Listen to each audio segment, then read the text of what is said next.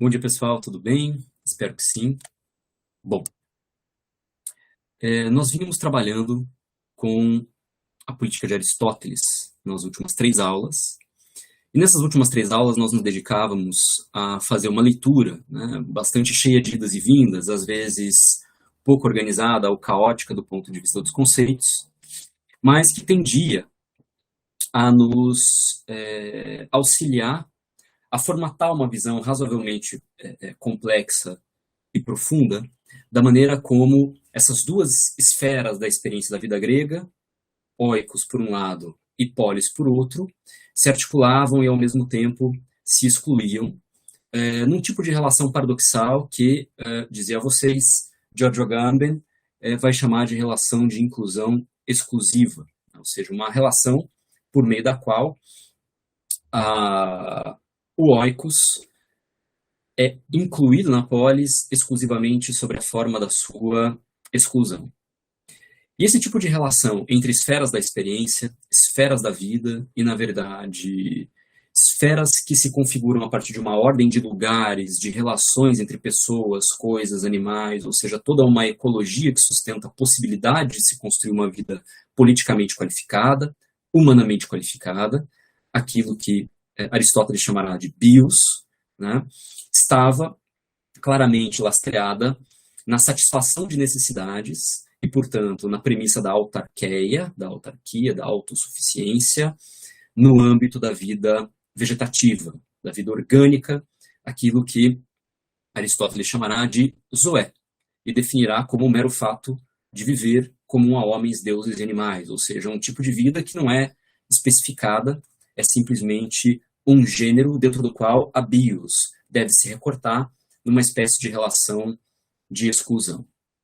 E, bom, tentando caracterizar todas essas relações, a gente conseguiu entender fundamentalmente como é que essa sociedade se estruturava, como é que ela pode criar, para além de uma vida meramente orgânica, cuja doçura, né, cuja verdade Aristóteles reconhecerá, como é que se pode criar para além desta vida, uma outra dimensão dentro dessa vida, que é uma dimensão propriamente ética, política, de uma vida memorável, ou de uma vida que poderia ser estilizável por pelo menos uma fração dos homens livres. Aqueles homens que nós sabemos muito bem quem são na sociedade grega, homens maiores de idade, capazes, aquilo que hoje em dia nós chamaríamos de neurotípicos, e por aí afora, né? Seguem aí as cantilenas dos privilégios. Então, muito bem, era exatamente essa cantilena dos privilégios que dava acesso à cidade como maior privilégio, à polis como maior privilégio. E este privilégio é também aquilo que Rancière chamará, lendo, por um lado, Platão, de quem a gente já se desfez, e por outro, Aristóteles, ele chamará de privilégio do logos, né? Bom, dito isso, o que eu gostaria de trabalhar com vocês hoje, dando sequência à nossa conversa, são fundamentalmente alguns tópicos que nos ajudam a compreender melhor como é que vai se desenvolver uma teoria das formas de governo, especialmente nos livros 3 e 4 da Política de Aristóteles. Para isso, eu vou começar retomando um pouco essa ideia ou esse conceito mais complexo de homem que nós encontramos ali em Aristóteles. Agamben, no Uso dos Corpos, vai dizer que é exatamente o homem livre, né, o conceito propriamente político de bios e de homem livre, que serve como um modelo ou como um paradigma para uma antropologia filosófica de Aristóteles, ou seja, para um conceito de homem que deve ecoar através da Idade Média e também depois na modernidade, conceito esse que vai ser hoje tensionado e problematizado, felizmente,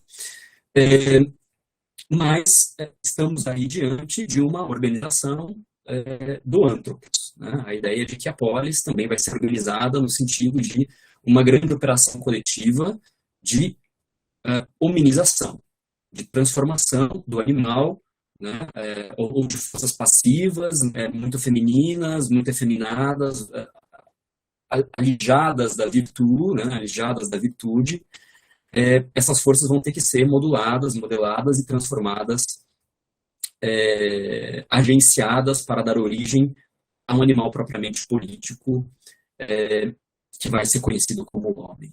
E nós dizíamos que Aristóteles trabalhava com duas definições que se entrecruzavam, né, de homem.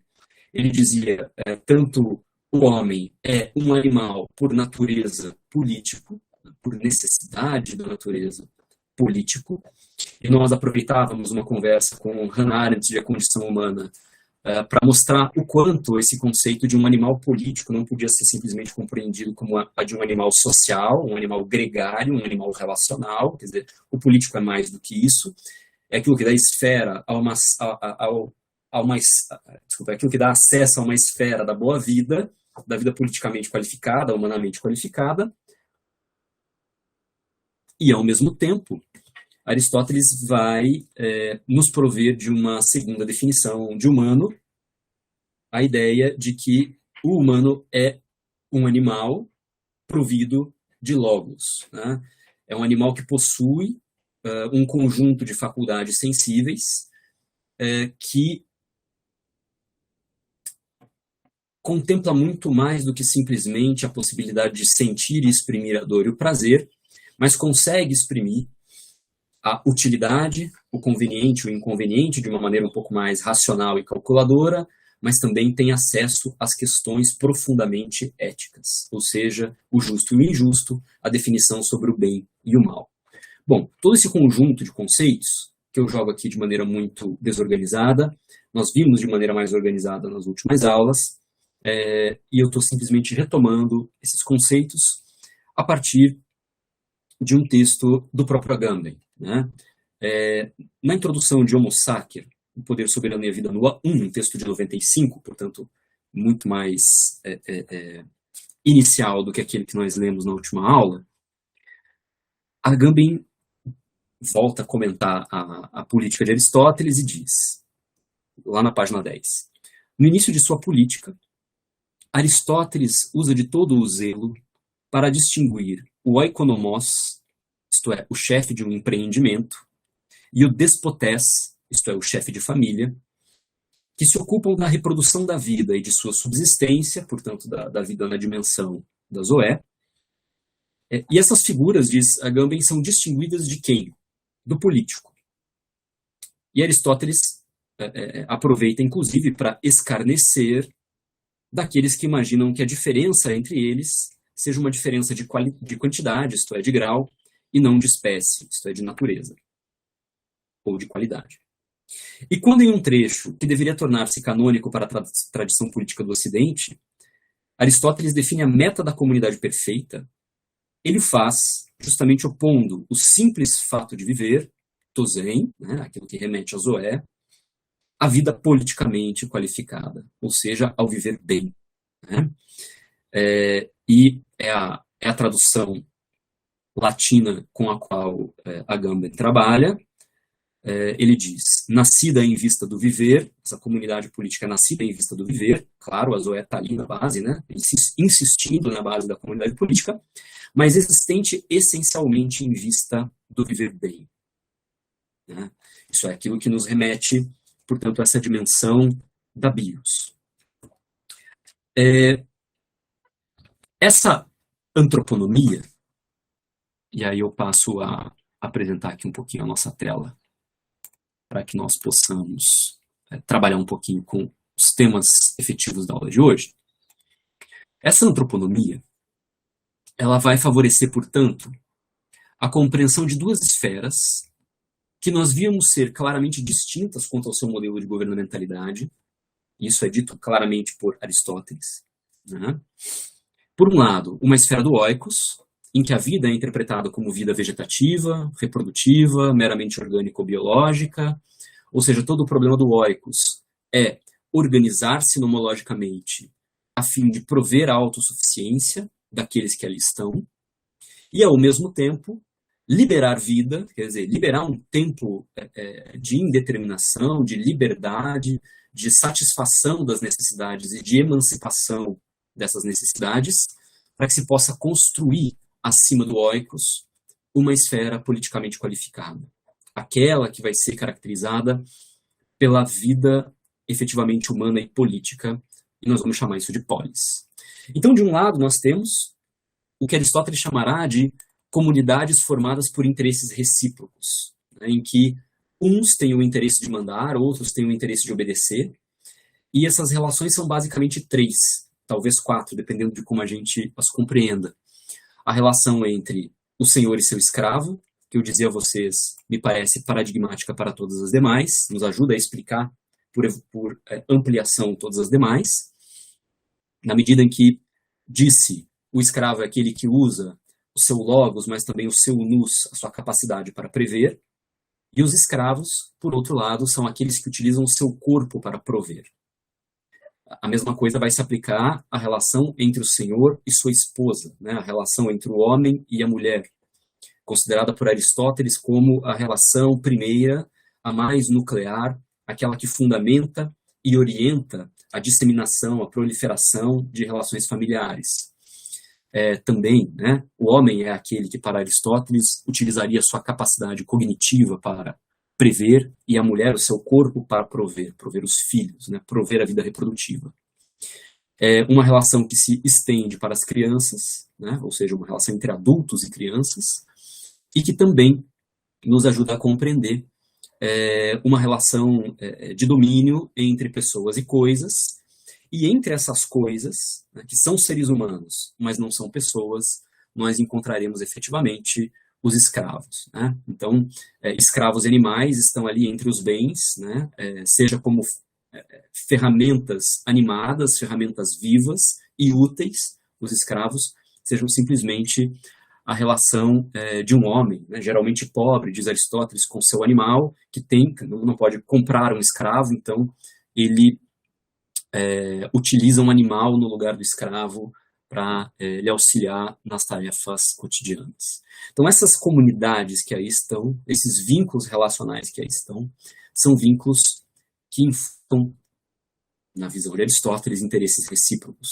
porque é do interesse do senhor dominar e do escravo ser dominado convenientemente, é do interesse do homem mandar e da mulher ou das crianças serem mandadas convenientemente, assim como é do interesse recíproco entre pessoas e bens que as pessoas governem e conduzam os bens para a satisfação das suas próprias necessidades.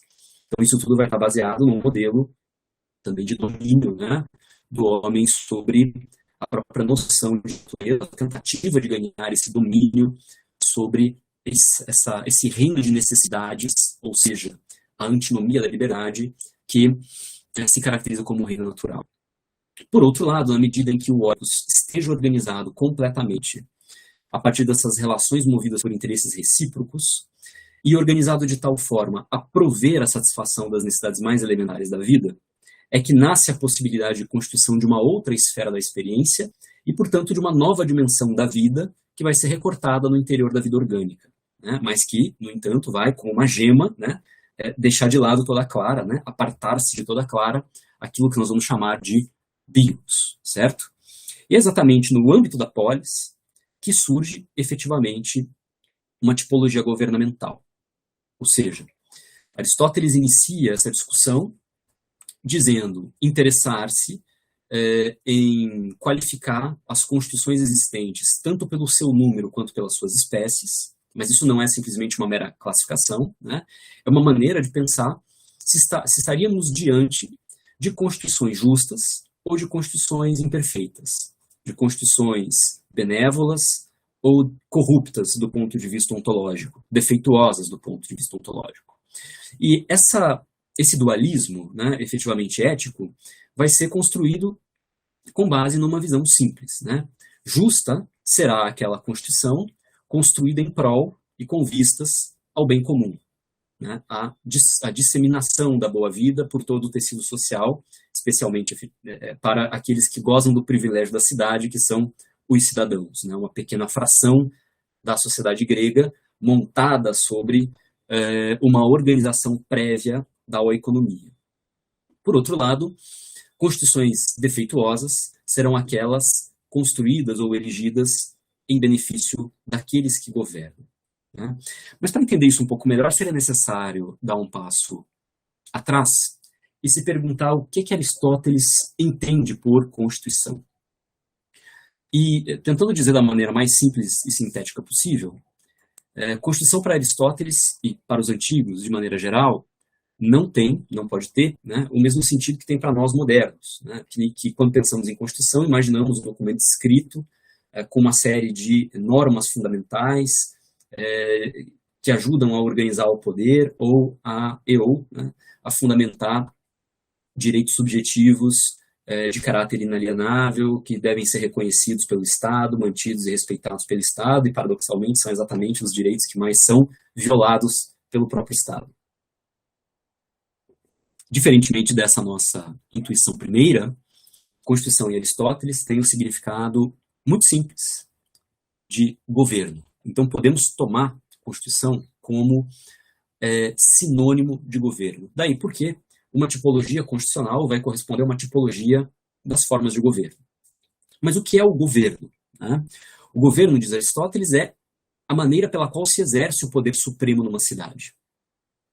E esse poder supremo pode ser distribuído de muitas maneiras, pode se configurar de muitas maneiras. Né? Pode ser o governo de um, de alguns ou de muitos, ou seja, ele pode variar com relação ao número, mas ele também pode variar com relação à sua espécie, ou à sua finalidade, à sua natureza. Porque esse governo de um, alguns ou muitos pode variar em função de ser construído em função do bem comum ou de ser constituído em função do bem próprio dos governantes. É isso que vai originar, né, esse dualismo clássico, por um lado, entre constituições perfeitas e, por outro, entre constituições imperfeitas. Vale a pena a gente retomar aqui, muito rapidamente no texto, né, esse conceito de Constituição, que vocês devem encontrar por volta do parágrafo 1289A, ou na página 128 da edição, da tradução da UNB, que nós estamos utilizando aqui como paradigma. Né? Ali Aristóteles conceitua a Constituição dizendo o seguinte, abro aspas, a Constituição é a ordenação das funções de governo nas cidades, quanto à maneira da sua distribuição, ou seja, a gente está falando aqui fundamentalmente do número, né, se um, alguns ou muitos governam, e a definição do poder supremo nas mesmas, bem como do objetivo de cada comunidade. Ou seja, estamos falando efetivamente da qualidade. Né? Se essas constituições são erigidas em função do interesse dos muitos, quer dizer, do todo, ou se essas constituições são construídas em função do interesse daqueles que governam, daqueles que detêm o poder supremo de uma cidade, que governam para si, não para todos. E ele complementa a definição dizendo: as leis regulam a forma do exercício do poder pelos altos funcionários, os altos magistrados, e a maneira de eles impedirem que elas sejam descumpridas. Então, isso é basicamente o conceito, né, ou a definição de Constituição tal como ela aparece efetivamente no texto de Aristóteles. Podemos entendê-la simplesmente de forma sintética como governo, desde que entendamos o governo como esse conjunto de fatores de poder que correspondem à possibilidade de exercer o poder supremo numa cidade. Tudo bem? Isso vai gerar, né, e é esse momento em que eu me sinto Maria Helena Diniz, né, uma espécie de distribuição que a gente poderia planilhar, né, entre formas perfeitas de governo e formas imperfeitas de governo, isto é, constituições perfeitas, que se caracterizam como aquelas que tendem ao bem comum e que impõem governos baseados na lei. Por outro lado, constituições imperfeitas, que são aquelas que tendem ao bem daqueles mesmos que governam e que não governam efetivamente com base na lei, mas com base nos seus próprios interesses, certo? É a isso que vai corresponder uma escala de desvios que nós vamos encontrar lá no livro 4, é por isso que está esse número 4 romano aqui, entre os governos piores e os menos piores, certo? Existe aqui, portanto, uma escala de desvios em que há uma gradação das imperfeições, das patologias de Estado, mais ou menos como nós encontramos também, né, de maneira anistórica, lá na República de Platão. Então, bom, aqui a coisa fica fácil, né? Fica bastante esquemática, inclusive. Vamos aumentar aqui um pouquinho para vocês poderem ver com mais facilidade. Entre as constituições perfeitas, Aristóteles vai considerar que os governos podem se dar por uns, alguns ou muitos. Quem são aqueles que governam? O um, alguns ou muitos. Se nós tivermos um governo tendente ao bem comum com base na lei, e este governo é de um, chamaremos esse governo de monarquia ou de reino. Se tivermos um governo de mesmas características, realizado por alguns, ou incumbido a alguns, chamaremos isso de aristocracia. E, por fim, se esse governo for um governo de muitos, chamaremos isso de governo constitucional. Tá? Uma definição que talvez nos escape na aula de hoje, mas na próxima aula, que será presencial, nós trataremos com mais ênfase esse conceito de governo constitucional. Tá? Por outro lado, quando olhamos na coluna das constituições imperfeitas, né, ou seja, governos que tendem ao bem daqueles mesmos que governam e que não governam com base na lei, mas governam sim com base nos seus melhores interesses. Se este governo for um governo de um, temos então um governo que poderíamos chamar de tirânico, né? Aquele governo que se dá em benefício do tirano. Caso esse governo seja um governo de alguns, chamaremos de oligarquia, né? Um governo estruturado por ricos e para ricos em benefício dos ricos. E por fim, notabilizando mais uma vez o fato que nós já tínhamos notado lá em Platão, né? E trabalhávamos rapidamente com O Ódio à Democracia, texto de Jacques Rancière, a democracia vai aparecer mais uma vez em Aristóteles como uma forma imperfeita de governo, ou seja, como uma forma de governo em que os muitos governam, mas eles governam em benefício próprio, ou seja, em benefício dos pobres, em benefício dos muitos. Evidentemente, é muito pior viver sob uma tirania, né, e ter que beneficiar o tirano do que viver sob uma democracia que, ainda que seja considerada uma forma imperfeita de governo por Aristóteles, beneficia os muitos. Tudo bem?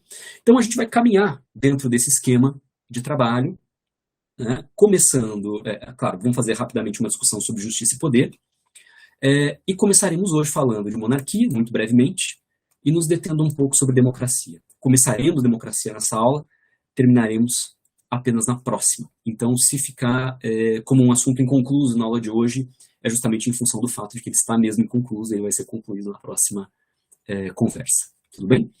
Então, vamos caminhar um pouquinho aqui e a gente vai, evidentemente, ficar um pouco mais focado em monarquia e democracia hoje, e depois andaremos em outros lugares aqui dessa tabela. Mas antes disso, seria preciso pensar de maneira um pouco mais genérica, voltando à definição mais elementar de Constituição como governo, e de governo como poder supremo de uma cidade, que pode ser exercido de diversas maneiras, para dois conceitos que são igualmente importantes na filosofia do direito e na teoria política do Estado. São os conceitos de justiça e de poder e como é que eles se relacionam. Existe em Aristóteles uma concepção bastante célebre, né, e que vai ser retomada, inclusive, por alguns teóricos da justiça, especialmente os comunitaristas e os igualitaristas, que é a ideia de justiça como igualdade. A ideia de justiça como igualdade. Mas igualdade aqui tem um sentido bastante interessante. Aristóteles vai pensar a igualdade como isonomia, né? E isonomia significa justamente, né, a lei dos iguais, né, ou então uma espécie de organização que produza uma razoável equivalência, uma razoável igualdade. Então, dizer isonomia não é necessariamente dizer igualdade em sentido absoluto, mas é pensar a justiça de acordo com alguma forma igualitária. E o que Aristóteles vai observar, e é isso que vai originar algumas definições que são bastante comuns no direito, né, de justiça como igualdade, igualdade como isonomia, justiça como igualdade perante a lei, e a gente já comenta um pouco essas acepções, o quanto elas são problemáticas e, na verdade, talvez não tenham lá muito conteúdo. Mas Aristóteles vai pensar a igualdade justamente se preocupando com o seguinte: tudo bem, a igualdade ou a isonomia, né, é um conceito que poderia tranquilamente corresponder ao conceito de justiça, tá? Podemos tomar justiça como igualdade ou como isonomia.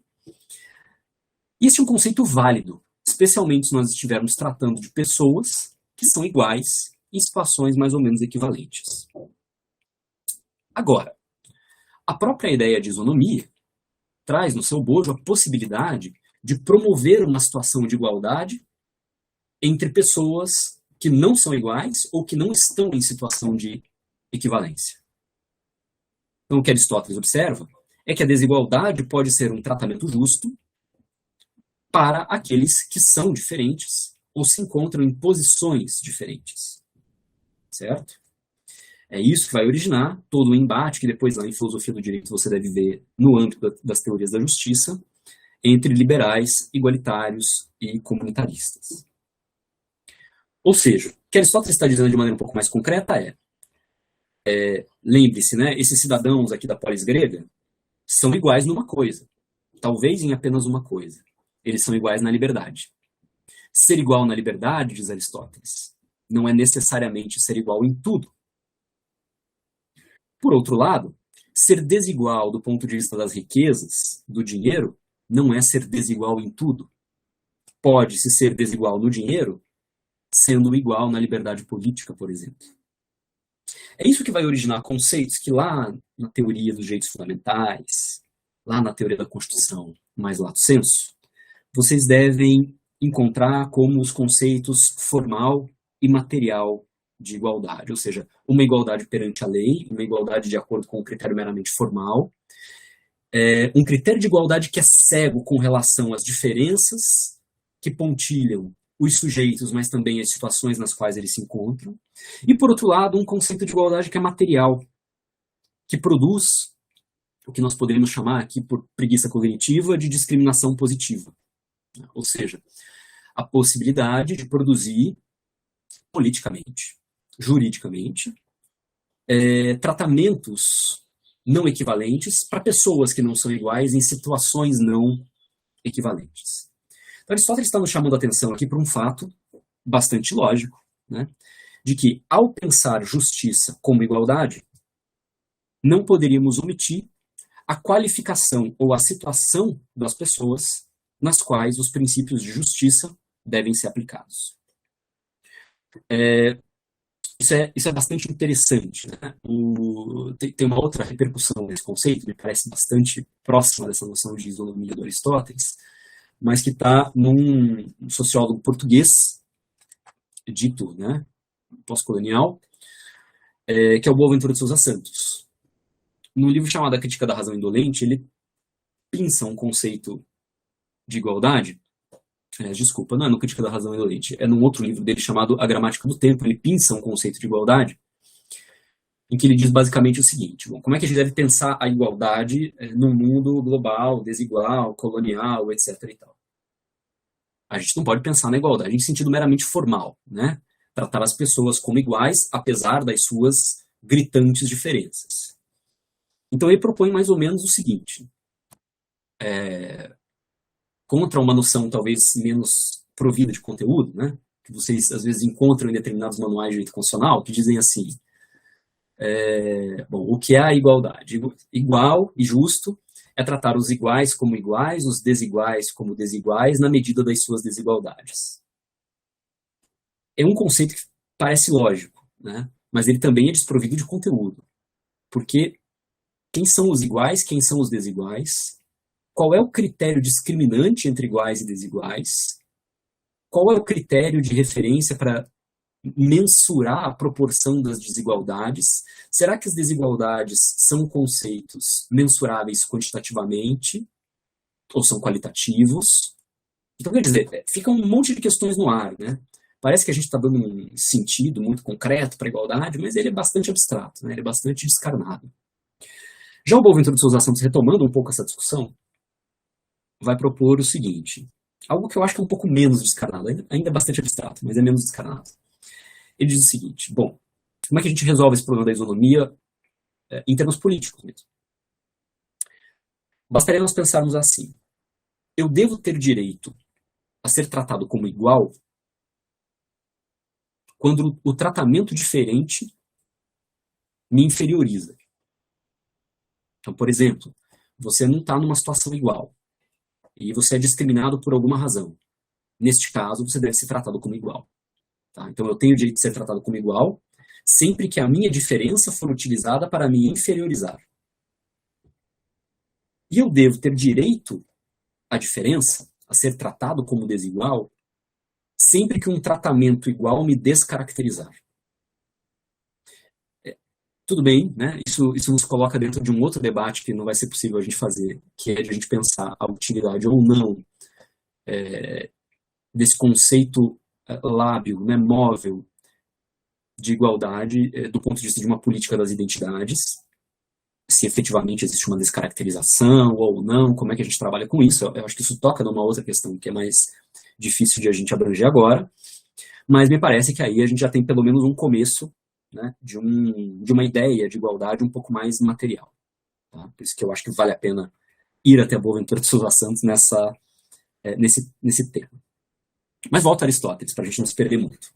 Feito esse mais ou menos longo, embora rápido e perfunctório comentário sobre a ideia de igualdade, Aristóteles nos lembra que a polis tem uma única função. Como é que a gente faz o salto, né, do problema da justiça, da igualdade, da isonomia, das suas várias facetas, para o problema do poder?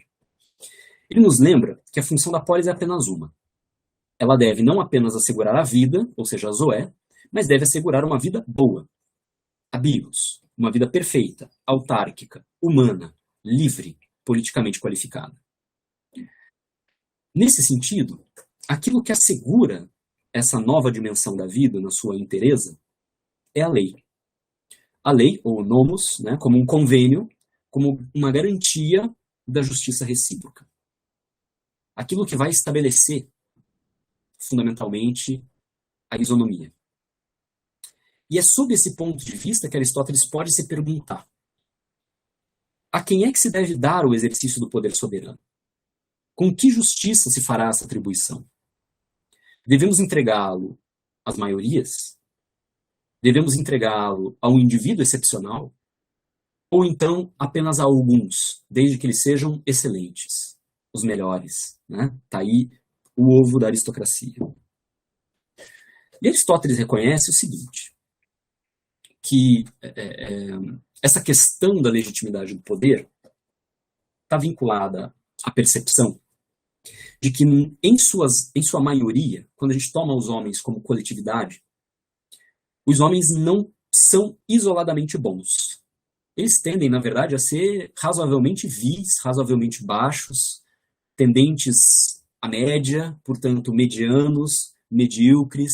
Não há nada ali que se sobressaia do ponto de vista da excelência, da virtude, da ética, enfim. Né? Eles tendem a ser medianos ou medíocres. No entanto, Aristóteles é um dos primeiros a perceber que quando estes homens, apesar de toda a sua mediocridade, são reunidos em multidão, eles podem assumir uma só personalidade quanto a faculdades morais e intelectuais. Então, é mais ou menos como se nós tivéssemos aí uma espécie de inteligência ou capacidade moral de enxame. Né? Quer dizer, o todo tem maior valor do que a soma das partes. Se a gente pega as partes, né, os homens individualmente considerados, a gente vê que eles são, né, não tem lá muita coisa de legal ali, eles são todos meio medianos, não tem nada de excepcional. Agora, quando eles se juntam, eles são capazes de uma unidade superior à soma das suas partes. O problema, diz Aristóteles, é que essa superioridade coletiva, que realmente existe, essa superioridade da inteligência de colmeia, ela não é tão constante em todas as democracias e em todas as maiorias. Por isso ela comporta um perigo, um desafio. Diante disso, a pergunta que ele passa a se fazer, então, já não é a quem se deve dar o exercício do poder soberano e com que justiça fazê-lo, mas sim, se essa inteligência de colmeia ou coletiva, se essa capacidade moral e sensível de colmeia não é tão constante, não é tão consistente como nós gostaríamos, a pergunta passa a ser: que autoridade os homens livres devem ter? Que autoridade devemos atribuir à massa dos cidadãos, isto é, daqueles que não são ricos, não são bem-nascidos, não se distinguem por algum tipo de excelência, ou seja, não se distinguem do ponto de vista daquilo que os gregos chamaram de areté. Devemos dar a eles as funções mais elevadas da polis? A resposta do Aristóteles é terminantemente não, porque trata-se de homens baixos, vis, insensatos, na maior parte desonestos, possivelmente injustos. Bom, já que eles são tão ruins, então a outra possibilidade é fazer com que eles não participem, né? Obstaculizar completamente sua participação. Censurados, dizendo, não, ninguém vai participar de nada, a gente vai criar aqui uma pequena comunidade de pessoas excelentes, de chefes perfeitos, como queria o Platão. E Aristóteles aí intermedia a situação, dizendo, bom, meus amigos, nem tanto ao céu, nem tanto à terra. Também não é uma ideia, não é uma boa ideia garantir a eles nenhuma participação, porque isso cria inimizades, especialmente entre o povo e o governo. Isso vai criar uma cisão entre os que governam e os que precisam obedecer. A sua solução vai ser justamente uma solução ética, uma solução de meio termo. Ou seja, deixemos que estes homens participem de funções importantes, mas de menor impacto. Funções deliberativas e judicantes. Ou seja, eles vão poder escolher os altos funcionários, tomar contas desses altos funcionários, mas eles nunca terão acesso às altas funções elas mesmas. Parece muito com as democracias contemporâneas, né? Enfim, todo mundo vota, todo mundo participa, mas dificilmente algum de nós tem acesso às funções de decisão propriamente ditas. O ponto, a razão principal pela qual Aristóteles afirma isso e nos apresenta esse meio termo como uma solução, tem duas explicações. A primeira explicação é de que o exercício de altas funções deve fundar-se na superioridade das qualidades essenciais da cidade.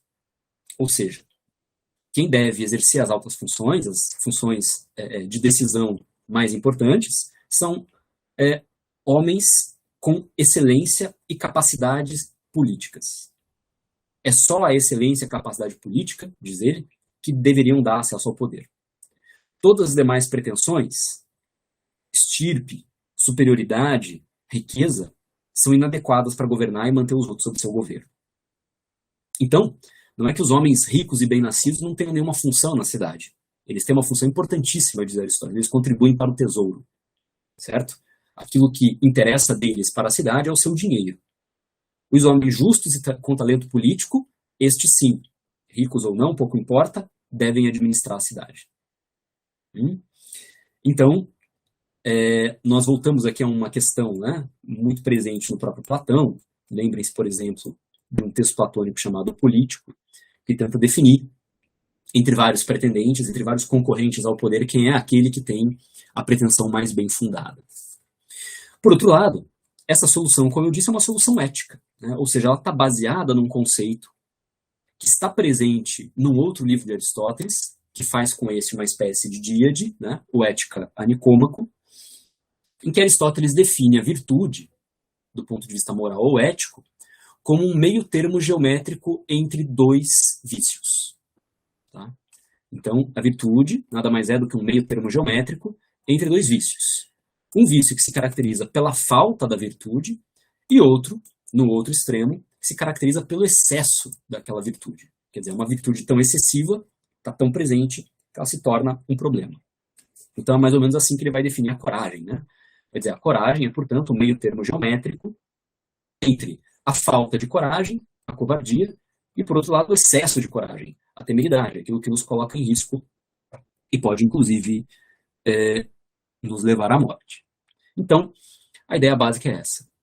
A gente não poderia, né, seria mais virtuoso uma solução de meio termo, quer dizer, deixar esses homens medianos, comuns, sem nenhuma qualidade, participarem de funções deliberativas e judicantes, escolherem os altos magistrados, mas nunca dar acesso às funções propriamente ditas, do que deixar eles terem acesso às funções elevadas, ou então vetar-lhes completamente a participação. Perfeito? Então, essa é uma solução com uma característica ética bastante interessante. Muito bem, na medida que a gente conseguiu discutir, pelo menos de maneira breve, os temas justiça e poder, nós podemos passar rapidamente aqui a como, de maneira muito veloz, o próprio Aristóteles trata da monarquia e pelo menos de um início, né, de uma definição prévia de democracia. A monarquia vai ser tratada por Aristóteles como uma forma correta, né, como uma forma perfeita de governo. Mas a pergunta que nós deveríamos fazer se ela é uma forma realmente vantajosa de governo para a cidade. É nesse sentido que o Aristóteles vai olhar, né, para as constituições de seu tempo e dizer que as próprias monarquias não assumem uma única forma, né? Elas têm várias formas, elas assumem várias formas de governo monárquico. Por exemplo, nos tempos heróicos, existiam reis que exerciam o comando militar, jurídico, religioso em determinados reinos. Havia também os governos de caráter monárquico que os gregos identificavam em povos externos, né, em povos chamados bárbaros. Geralmente, governos de caráter monárquico baseados na força do despotismo hereditário, mas ainda assim exercido de acordo com as leis. Então, permitia-se identificar esse tipo de governo, ainda que despótico, como uma monarquia. Havia ainda o curioso caso do governo dos Aiziminetas, que previam nas suas constituições a possibilidade eventual, né, acontecimental, de uma tirania eletiva, ou seja, quando suas comunidades enfrentavam algum tipo de desafio mais complexo, por exemplo, um desafio militar, que exigia uma unificação do comando, uma unificação social, eles literalmente elegiam um tirano para dar conta daquele problema, para centralizar todas as decisões, mas também a responsabilidade pelos seus efeitos. E limitavam, do ponto de vista temporal ou então do ponto de vista material, as ações que deveriam ser encaminhadas por esse tirano, executadas por esse tirano, certo? Uma quarta forma de monarquia poderia ser encontrada no governo dos Lacedemônios, que geralmente se caracterizava por um governo monárquico, de comando hereditário, principalmente militar e de caráter vitalício. E por fim, né, surge uma outra figura bastante curiosa e que vai ser importante do ponto de vista do desenvolvimento do Estado na modernidade europeia, que são as monarquias de caráter absoluto. Isto é, monarquias que se caracterizam como um governo único, um governante único, que exerce um poder de caráter soberano e transcendente sobre todas as esferas da vida da sociedade, mais ou menos como um chefe de família, lembre-se, né, dessa palavra, o despotés, né, o déspota, governa a sua casa. Então, o rei, no caso das monarquias absolutas, agia em conformidade com a sua vontade em todos os casos. Nota que essa ideia aqui vai retornar na própria modernidade. Quando Aristóteles se dedica a essa forma de governo monárquica e absoluta, ele observa que se trata de uma forma iníqua de governo, né? Uma forma anti-isonômica. A ideia básica de Aristóteles é que somos homens livres, então todos devemos governar e sermos governados de maneira alternada. Falamos disso na aula passada, né? A ideia de alternância de poder como uma decorrência da igualdade na liberdade que caracterizava a polis grega clássica da época de Aristóteles. Isso significa, na verdade, que aquilo que deve governar não são propriamente os homens, mas as leis, não são os cidadãos. Os cidadãos são meros guardiões, são meros subordinados da expressividade lógica das leis. As leis que devem educar os magistrados, os funcionários públicos de alto escalão, e depois incumbi-los de decidir os casos omissos com equidade, uma outra palavra-chave aliada ao problema da justiça que vai reaparecer na teoria da justiça contemporânea, por exemplo, John Rawls, né, num livro de 71, se eu não me engano, chamado A Theory of Justice, em que ele vai tratar da justiça como equidade. Uma frase que exprime isso muito bem, e que está nesse excerto que nós estamos lendo, é a seguinte frase: as paixões são como feras, e a lei é a inteligência sem paixões. Isso é, o que essa frase nos diz? Né? Primeiro, ela nos remete, sensivelmente, a uma frase que poderia ter sido dita por Platão. Né? A ideia de que a menor e melhor parte de nós deve governar a parte racional, o elemento deliberativo, deve manter o elemento irracível e também o elemento apetitivo sempre sob controle, razoavelmente satisfeitos, mas não excessivamente, tá? Toda aquela conversa sobre, que é verdadeiramente uma psicagogia, né? Da teoria da alma, de como a alma deve se organizar, na verdade, como a alma sustenta e também é um efeito da própria ordem política.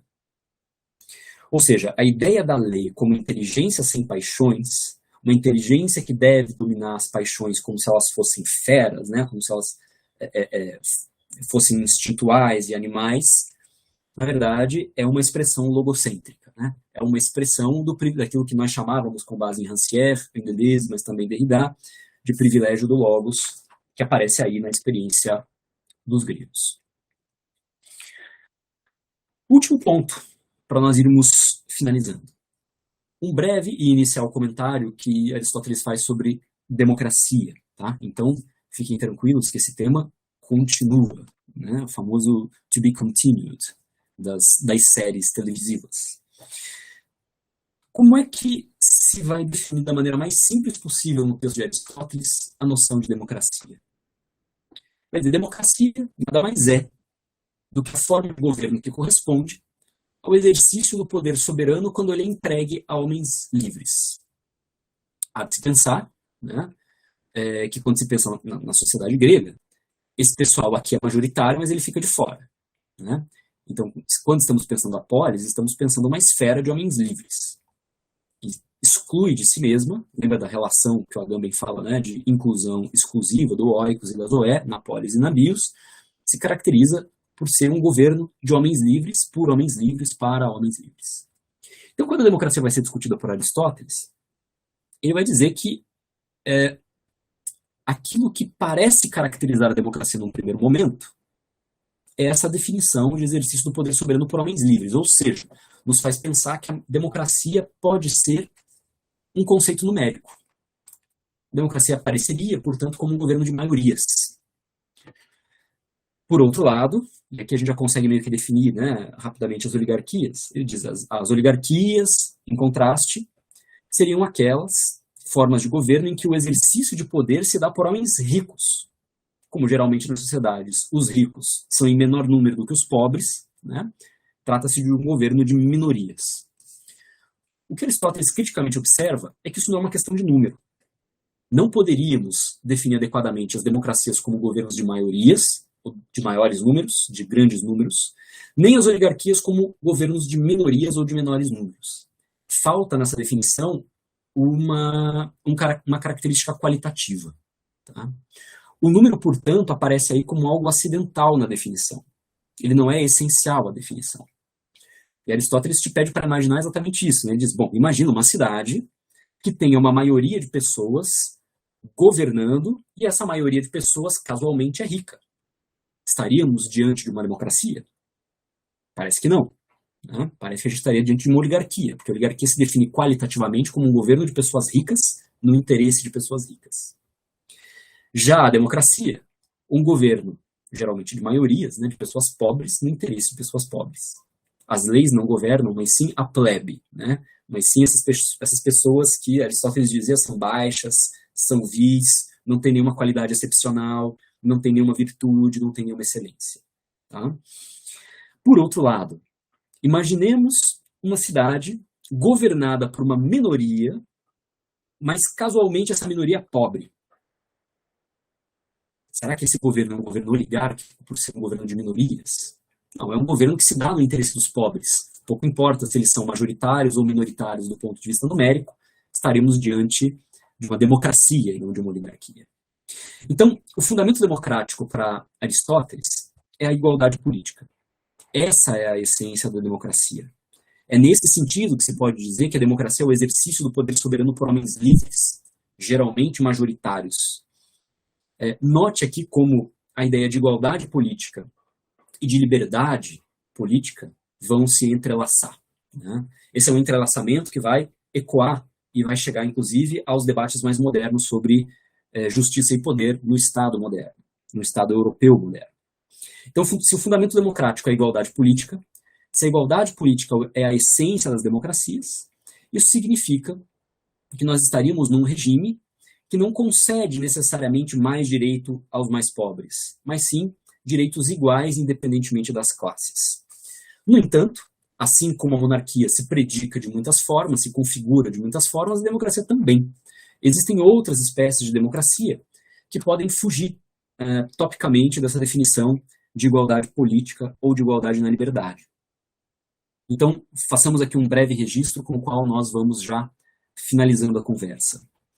Haveria a possibilidade de identificarmos uma democracia de caráter censitária, ou seja, uma democracia cuja participação se baseia na posse de determinada quantidade de renda.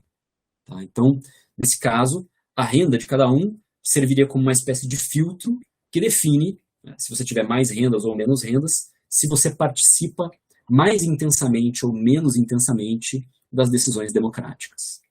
Existe uma segunda forma, aliás, desculpa, antes de a gente passar para a segunda forma, quer dizer, você consegue perceber que uma democracia de caráter censitário, em que a participação política está condicionada à posse de rendas, nos apresenta aqui uma forma híbrida entre democracia e oligarquia. Basicamente, é um governo democrático até a página 2, porque para participar dessa maravilhosa democracia, você deve ter acesso a alguma quantidade de renda. Se você não chega nesse patamar, você não participa. Né? Uma segunda forma, e última forma, né, de democracia que Aristóteles descreverá é justamente a demagogia, o que ele chama de demagogia. A demagogia se caracterizaria pelo fato de que aí as leis não governam, né? Mas sim os editos populares das assembleias populares. Então o povo aqui aparece como uma espécie de monarca com muitas cabeças, de monarca múltiplo, governante despótico, que impede que a lei governe, e que governa no seu próprio interesse. Né? Ainda que esse seja um governo de muitos, não se trata de um governo com base na lei, e não se trata de um governo com base no logos. Né? Trata-se, sim, de um governo com base no interesse desses muitos que vão governar.